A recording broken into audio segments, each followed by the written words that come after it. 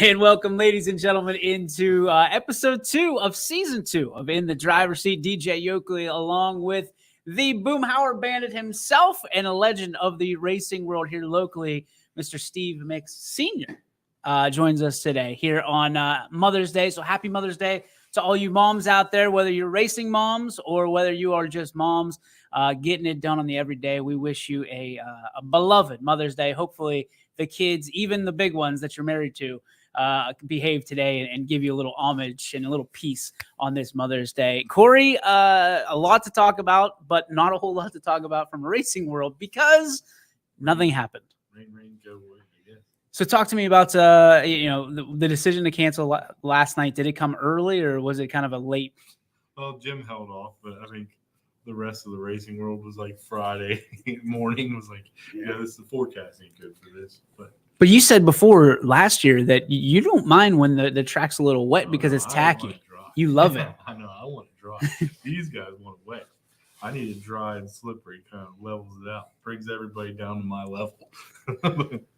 But these guys like it but it can't be that wet. There's got to be a little. It's good. Yeah, there's a happy medium there. Yeah. It'd be, like I said, it gets real wet, then it's slippery as all heck. And then it gets real dry, it gets slippery as all heck. But there's a middle ground there where it's like a tacky, like, I don't know, it's just got the right amount of moisture. And I don't know, you guys have been dealing with that a lot longer than me. I'm only 2 years into this thing, so it's just what I've noticed. But my car likes it when it's dry and slick. So last night was the first scheduled night for points. Yeah. And we talked about it 2 weeks ago. There was some banditos that were not necessarily the 43 car that were banging up their cars a little bit, and they're out for a little bit. Banging up my car too. Yeah, well, that's true too. So, yeah. I don't know. Jake's coming back early. He said this next week, so he must be getting her done out there. I don't know. It's probably the awesome language you had last week about his bandana. Motivation to get him back. All right. Would you like to do the honors of introducing your guest today? Well, this is a drinking buddy of mine. He also drives a race car. Steve Mix Sr. So, yeah, I got him in my phone as Pops Mix. But he likes to almost wreck me out there. But I know when it's him hitting me because it's pretty controlled. Not like when most people hit you. Like, what happened? Like, he'll just give me a little bump, be like, I'm here, buddy, and I'm going to be passing you in the next turn. So don't get too crazy. Just a little heads up. Yeah, just a little heads up. I'll be coming around you here in about Hold on. 0.2 seconds. Yeah, here's a little tap to let you know I'm here. Steve, welcome to the show. We've heard so much about you. Obviously, you've been a part of this show from afar, not necessarily in person, so it's awesome to have you here. Tell everybody kind of when you started and why you started. I started in 2004. Friend of mine, Larry Rhodes, and his son were racing and kind of hung out with them. And we always did four-wheelers and stuff like that together. And he went and bought this darn race car. And so I hung around with him for a little bit. And he asked me one night if I'd drive. And they were going to Oklahoma to see one of his sons. And I never drove one before. So I said, sure, why not? And the rest is history. Yeah. Went out and won first night. Oh, that's how you do it, Corey. You go out and win your first time. Yeah, well, my first time is long gone, so it didn't win. So you can't take that back, I guess. Yeah, he finished fourth last week. That's pretty good among 16 cars I think we had, which is good. Yeah, that's what we ended with. Yeah, I think 16 or so. He didn't hold us up too much. As long as I made it past the first turn, as long as I could make it past the first turn. I only almost held you up in that heat race when we almost collided head to head. Yeah. At the flag stand. But was it so? Ever since you bought your car, has it always been number 3? I bought it exactly the way it is. Okay, so you bought that was an incentive right there to begin with. The Intimidator. I liked him. Yeah, we watched him all the time, and it was a really nice car when I bought it. It had chrome wheels on it and looked nice. It was not scuffed up. It's got the same sheet metal on it. So forgive me. What was the year that you first raced? 2004. Oh, 2004. Okay, so 18 years ago. How has the game changed since in the last 18 years? A lot. A lot of guys are getting mud lights and making them into cars like ours with better suspension, and they're a little faster most of the time. This timing thing has really woken everybody up. We got new timing loops on the track, so everybody can see what their time is now. You like that or not? Yeah, it makes you work. I mean, you can see what you're doing, what you're not doing. Yeah. And I heard that they had a practice this week, and a lot of people showed up because they seen what was going on, and they weren't trying to get a little better. I like that. It's interesting because I mean, we make a lot of jokes about Corey and his racing, but we nonstop. Really, when you think about it, it's a racing. It's you against you. You know what I mean? Everybody just kind of falls into place when it's you against you. So, do you take that kind of mentality to it? Are you racing against yourself? Or you race against other people, or kind of a little bit hybrid? of both. Yeah, a little bit of both. But this timing thing really—that's how you judge how you do, you know, and a lot of people didn't notice it or didn't pay attention. I never took times, you know, I just judged off the winner. Finish, know? Yeah. Am I first or not? Yeah. First or second. I went to the track years past and never went with the same setup, just trying to find something. Yeah. Just try to go faster. Oh, what Drew did all last year, yeah. Well, I mean, it has. So with Shane running, there's like 17 flats. It's encouraged me. It's also discouraged me too, because I'm Right. like, where do I find? Like my best was like what 17.74 or something like. You're almost a second behind. And Shane's best was 17.017 or something like that, or 0.12. I'm like, where do I find 0.8 of a second? Like you're only 4/10 behind me. yeah, but like I'm like, where do I find? Do I gotta like put on a bigger jock strap and do I find the 0.8 there, or is it in something making an adjustment on the car? Is it just me? I don't know. I guess Keep both hands on the wheel. Yeah, we've had that discussion already. Try that, but I mean that's where the timing. You cut a little bit of that mullet off. I think you'd be all right. I can't. He called me hippie all the time. So, Mr. Mix, it's turned into a family thing. It's turned into a family affair, if you will, of going to the track on a Saturday night. What about that excites you? What about that do you love? Obviously, family's big, as we've learned here in the Goods Racing family. Mm-hmm. Talk to me about why it's so great to have your personal family there every Saturday night. Well, Steven was always a big part of it. We had tractors before and tractor pulled, and he was big into that with me, and most of the family went. I mean, we had to travel quite a bit for that. That's a pretty big deal. Columbus and, Cambridge. Did you ever get the one in Canfield? Been to Canfield and run a couple times. And then that got a little expensive. Mm-hmm. Shouldn't have been in it to begin with. Couldn't afford it. But been around it my whole life. And we got these race cars. Rhodes went and got cars, and we had four-wheelers. Everybody had four-wheeler. The whole family had a four-wheeler, so we went racing them. Raced at Deerfield back in the 80s with four-wheelers. They had a TT track, and they raced up there. You said you guys raced go-karts out of Columbiana behind Theron's too, yeah. Right? I started in go-karts. I had them when I was young. My dad was partners with a guy, and they built those track rabbits in Sebring. Mm-hmm. And we raced them. We had track. I had track in my backyard, basically 200 yards from my place. So I just drove my car to the track instead of having to haul it through the field. I met so many people that raced at that track there behind Theron's. Like, it's crazy. Like, I used to go there like every Sunday with like Thompsons and Wands and Minions, And I'd see people riding go-karts back there. I just never thought about how many people actually did it. Like, there's a few people when I was driving cars for a Dodge dealer over here in Chippewa. Like, they were like, "Where are you from?" I'd say around the Daytona area. Like, I used to race go-karts at a go-kart track behind a little restaurant there at Theron's. I'm like, yeah, I know that place. And then you guys and Sukon said he used to go out there. Yeah, that place. I didn't realize how many people that are at Goods now were there at one time. Really. No, you never did that, right? No, I never. Dude, that's really cheap. I would have loved to, but like. And that's discontinued. They're not doing that The anymore. track's still there. I'll Track's still there, yeah. Look into There you go, buddy. Yeah. I think it's blacktop now, isn't it? Yeah.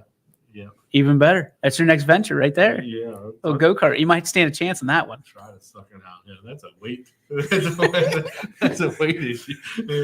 Well, you lost, what, 35 pounds in the last week? Let's go. 25. Yeah, So yeah. there you go. Pretty soon you'll be racing against the 8-year-olds. I'll have to get him a turbocharged one or something. Yeah. They need to make up for the weight differential. Yeah, I don't know. Like the one guy that drove over here, he said he broke like 60 bones in his body. And he was in a pretty nasty wreck there. Kind of like, that's a problem. Yeah, That's that would be a those problem. go-karts wrecks are like motorcycle wrecks. Oh, boy. You are the Very vulnerable. Your Yeah. legs are out there. pretty much every one of them. The guy goes like flat spin. Like Mhm. if it's bad enough, you see a human being. Not good. Yeah. Not good. All right, let's talk about what we do on race day when there is no race day. Like yesterday, there's not going to be a race day. Pretty much, you said the gym kind of waited until the last minute and gave it a great effort. I mean, you get Saturday morning. But What do you do? I mean, you've got your things all. I mean, and especially for those that are married, you sit there and you've already kind of dug yourself that hole. How do you fill it in? Well, I went down and washed vehicles, keep busy, watch a little TV. Didn't look at the cars any. Did that Friday. Steven come out and we worked on them a little bit and shoved them back in the trailer and buttoned them down. And we figured we wasn't going racing because just the way it looked bad. Yeah. And the place doesn't dry out that well. Okay. So that's about it. Have a few brews and watch a little football maybe. And maybe I watched some racing yesterday, time trials at Darlington. I was going to say, what are you watching? Like, I know you're a football fan, but like, first off, what football are you watching this time of year? USFL. Was it on? Yeah. Oh, do you like that stuff? Do you like the That's USFL? something to do. My wife gets tired of me watching the news. So Well, I think everybody's tired of watching the news nowadays. Yeah, Corey, what do you do? I Because relax. you relax. Yeah, I can actually eat on a Saturday because usually I don't eat till after we're done racing. Like I don't know. I can actually say nice things to myself. I won't say anything. I'm smart. I'm Yeah, handsome, and doggone it, I'm like, people like me. You're not racing today, so you can say nice things about yourself. Usually on those Saturdays, I'm like, I'm dog crap. I don't know what I'm doing here. I like in my head. You're in Took my your. mom out to breakfast. There you go. So it kind of lined up for a nice weekend for rain. So. There you go. In my mind, you wake up on a Saturday with your racing suit on, like, and in bed, like you've got your helmet on. I'd be lucky if I remember my racing suit to take you to the he race. shows up in his racing suit. See, in I his knew it. pickup truck. I knew it.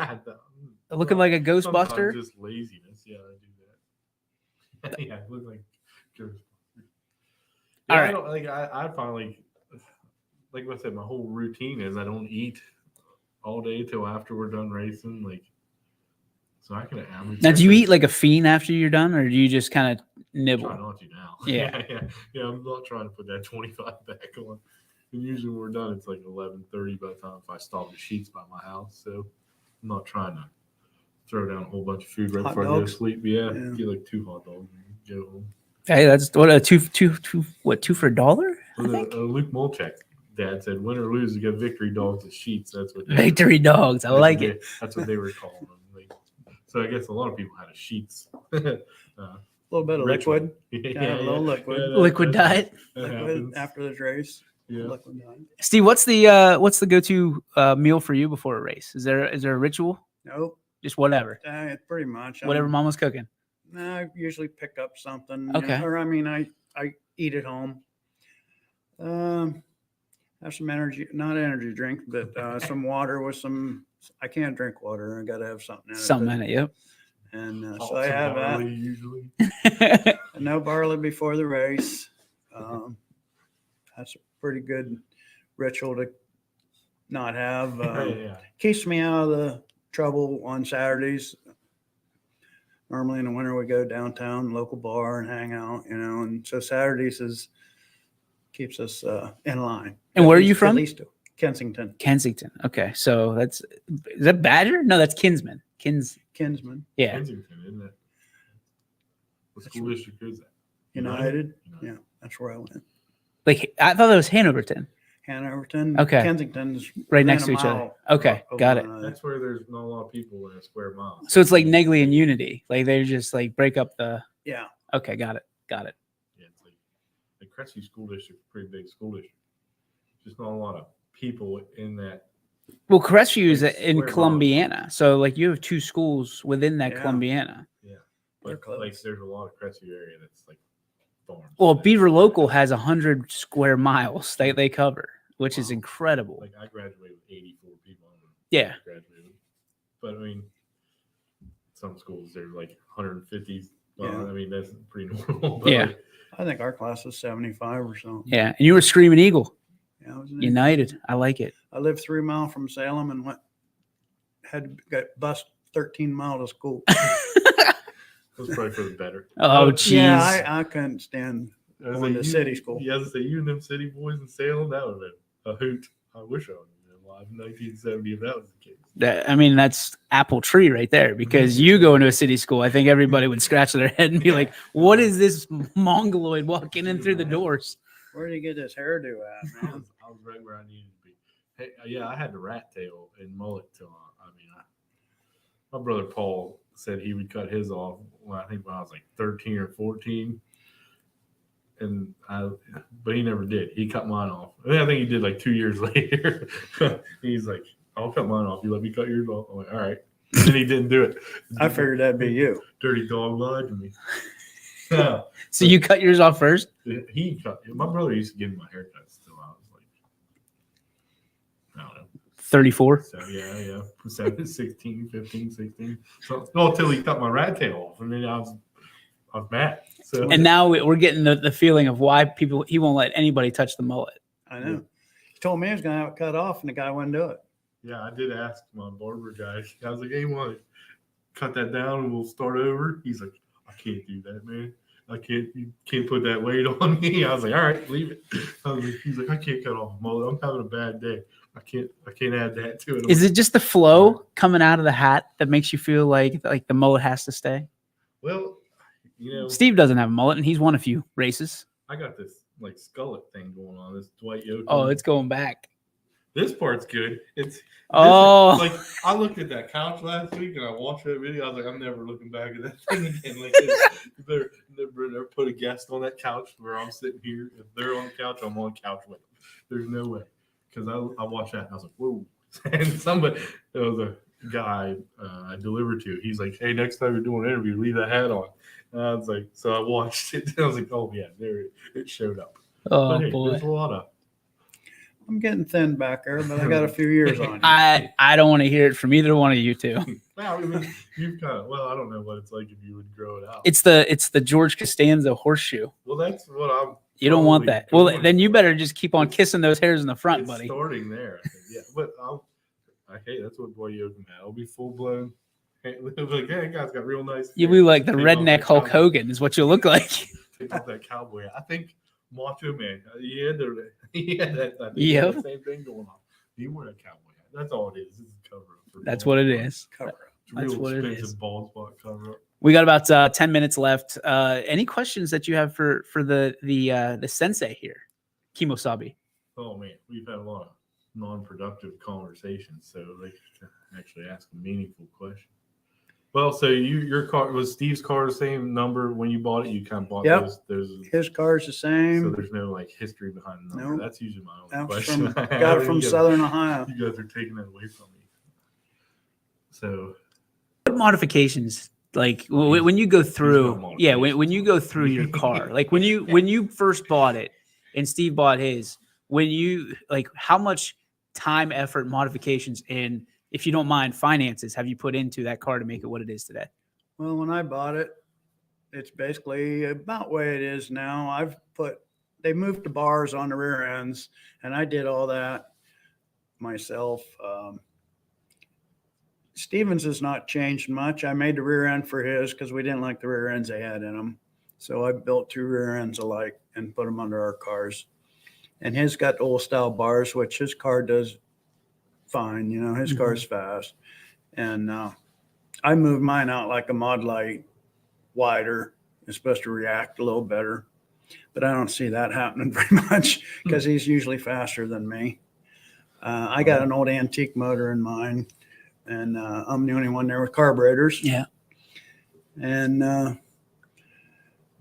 but I've tried every bar. I can put bars where everybody else can put bars, but I've never been able to get a Mod Light set up to work on my old car. So we just went back to old school and just kind of tweak on it. And we might stumble on something and get a little faster, you know. We don't know what we're doing most of the time. Just trial and error, you know. So you guys do have like 2 oldest cars there, right? Yeah, we're both 97s, I think our cars are. So 18 years you've been doing this. This is year 18. Is there an end goal, or is there something you want to cross off and say, okay, when I get this, I'm done and we'll move on? No, when I can't bend and geez. twist and get in the car, probably. I mean, when somebody comes up, or I'm sure Steven will let me know if I'm in the way or, you know, slowing down. So was there ever a year you were just doing it full time, points championship? You were actually concerned about that, or that was a goal. Okay. I mean, first year I ended up 3rd place in the points. The second year I got 2nd, and then I don't know, it was the 3rd year or the 4th year. Then I won the championship. And then 4 years. It was 2015, and then I did it again in 2006. Steve has a comment. He says, "Don't even go man bun on us. I unfriended." Yeah, he did say he'd never talk to me again if I put it in man bun. So who loses in that situation? That's Steve wins in both those. You look like a dork, and he doesn't talk to you. Yeah, he gets to get rid of me. He might hand me a hair tie one of these weeks. He wouldn't even come out and park with us. He used to park out in the back 40. This guy? Yeah. Okay. And every time we talked, well, he spent most of his time up there with us. He had to run back, get in his car to go race most of the time. And if there's a problem, somebody had to run back there and help him. And so we went to a banquet this year, and we tried to talk him into coming up there to park with us. No. So Drew Haney put up $100 and bought his spot for him. Oh, so he'd come up there. That's how cheap he is. He wouldn't. I wasn't that cheap. I was like, I'm fine in the back. I'm like, nobody. We want to keep an eye on you. Yeah, you want to make sure. I mean, I kind of liked it in the back, but I like it up there with you guys. Like you said, I spent most of my time there, but Nick Groves is happy. Because he's your helper. Yeah, anytime I'm like something goes wrong, I'm like, hey, somebody go get Nick. And he had like a mile walk back. So now he's like at the end of our row at the other end. So he's like, thank God you're just like 3 trailers down now. I can just pass the hat just so you get that spot. I like it. Do you like it? You enjoy being up, you know, in I guess with common society now? Yeah, I enjoy being up there with those guys, but like it was getting a little tight, so I was like, I can just drop my car and park my truck and trailer way in the back. It's not like I do anything to this car anyway. So I don't need tools and stuff. Like, to make more room, I'm like, I'm the least important person here. So, like, I can get rid of my stuff and just have my car up there, because that's what I end up doing. I just park my car up there by their cars. And then, well, like last week, got in that wreck right off the bat, went backwards across the finish line. And he come back in and said, hell, I ain't going back out there. I was in 3 wrecks. Yep. See how he held his tongue? Yeah. Oh, yeah. And bashing him. And then we ragged on him, you know, and come on, you. See, I told you I couldn't tell you how they convinced me to get out there. Quit being a weenie and let's go. Yeah. So, he finally did, and hey, he did good. Finished 4th. Yeah. Oh, yeah. They talked me into it. They've talked me into a lot of stuff. I mean, that's the fun of you being there.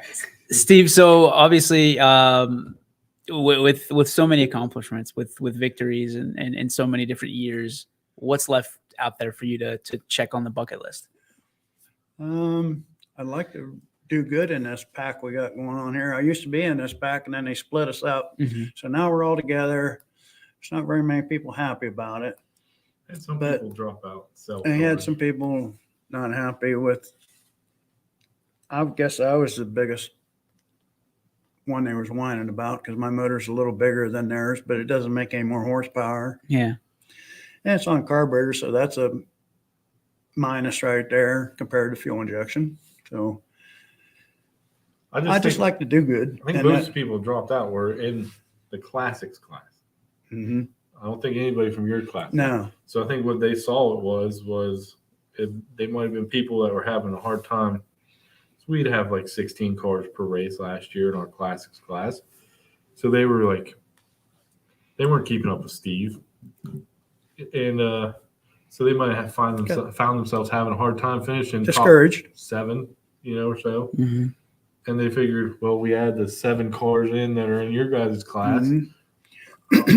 I'm gonna have a hard time finishing top 15. So they didn't like that. I looked at it as a challenge. Like I said to you, if I can finish in the same spot that I finished last year, this year, I'll be more than thrilled. Yeah. We've added 7 cars in there that I didn't know if I could keep up with.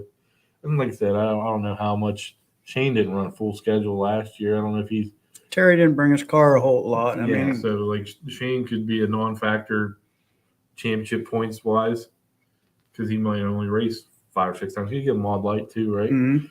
So like, he might just be racing out on occasion. Yeah. When Terry back in the day when we first had this class, I've raced 28 cars on a track. Wow.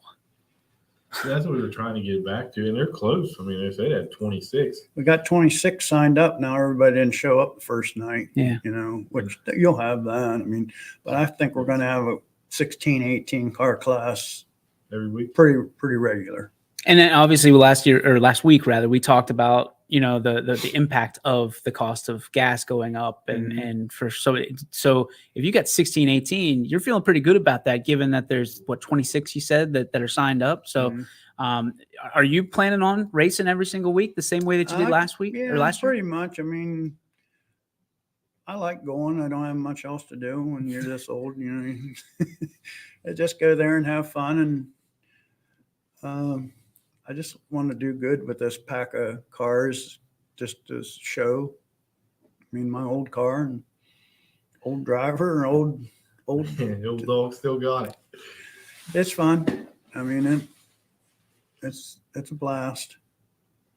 I mean, I'm pretty much on it. Like, as long as I don't break anything, I can. We don't show have up a every budget week. or anything. We do whatever it takes to be there next week. Taylor Sukon says, I think we will have 20 plus once we get more into the season. I would say there was a couple races where you guys had 7 and we had 18. Mm-hmm. So that would be a 25 car night, which A lot of people didn't go. I know my buddy Jared Thompson's not registered yet. So there's 27 cars. I mean, he didn't show up very much because he got military stuff and stuff like that. But on the occasions when he does, it'd be nice to see if we get 30 cars out there. I mean, in a few years, you get these kids move up from their junior sportsmen up into dwarf cars. Like, hell, they're fast as we are. if we're all still doing it, yeah. If we're all still doing it, you have a good. If Steve's doing it now and you're not doing it in a couple of 35 years, cars. yeah. I mean, yeah. I mean, You get laughed out of the sport. Who knows what life's going to Last thought here is we have a couple minutes. Final burnout, Mr. Renforth. Your thoughts? Well, I mean, Steve, he was friends with Will Wan, or he worked with him. Will Wan, my grandpa worked for Will Wan at Wan Construction. So the ties actually went back a lot further, once we start talking to one another. Like I said, Jared Thompson, that was his grandpa, and Dan Vinion's grandpa. I'm great friends with all those folks. And to just realize that, kind of had this connection. I was like, well, my grandparents have never brought anything bad into my life. That includes this old man here. And so it was kind of fun to learn about all the ties we had actually going back, and the whole thing of being at Theron's and all these guys racing. It's kind of nice to talk to these guys. Like, oh, man. We're both truck drivers. Yeah. That's awesome. So there's a lot more in common. There's a lot of truck drivers that race for some I'm reason. sure. I don't know what They drive them slow trucks. You want to go fast at some point. something like that. I The don't know trucks what go it- 0 to 60 in about 19 or 20 seconds. So you want to get in something fast at some point. You just get a lot of speeding tickets in your truck. But I don't do so. Gentlemen, it's been an honor. It's been a pleasure. Steve, thanks for stopping by. I appreciate it. Congratulations on all the success and obviously more for you. Hope so. And then Corey, congratulations on not finishing last night. Hope to find some success at some point. We'll get you some success. That is in the driver's seat right here on YSN. Thanks for tuning in. Tune in next Sunday at 10:30 right here on your sports network. Peace. YSN thanks you for watching